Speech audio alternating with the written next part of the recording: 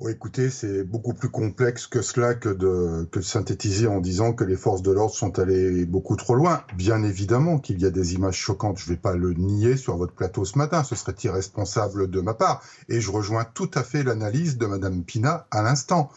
Moi, ce qui m'interpelle, c'est pourquoi ça s'est passé.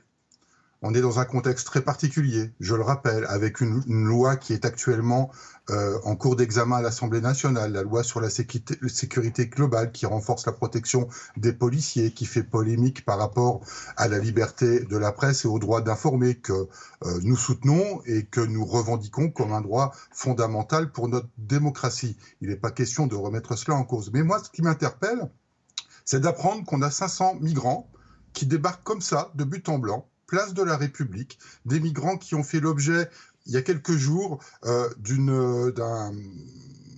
qui ont fait l'objet d'une intervention de police pour les déloger du côté de Saint-Denis ou de la Chapelle, je crois.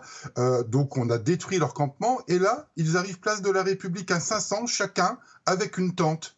Mais qui leur a fourni la tente? Les ONG qui ont clairement dit Voilà. qu'elles montaient une Oui, opération pour rendre mais vous visibles ces croyez, migrants. Place de la République.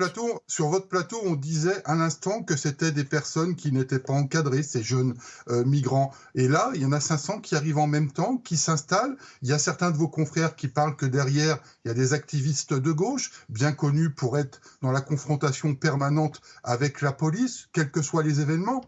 Et moi, je trouve ça scandaleux, d'une part, qu'il puisse y avoir des comportements inadaptés et inadmissibles lors du délogement, mais je trouve ça aussi complètement scandaleux qu'on manipule et qu'on utilise la misère sociale de migrants à des fins politiques et pour faire le buzz médiatique. Et puis, on peut s'interpeller aussi, n'y a-t-il pas eu des pressions politiques pour qu'il y ait une intervention de la police immédiate, compte tenu que cette installation se passe place de la République. C'est peut-être un peu moins gênant de les avoir le long du périphérique que de les avoir place de la République.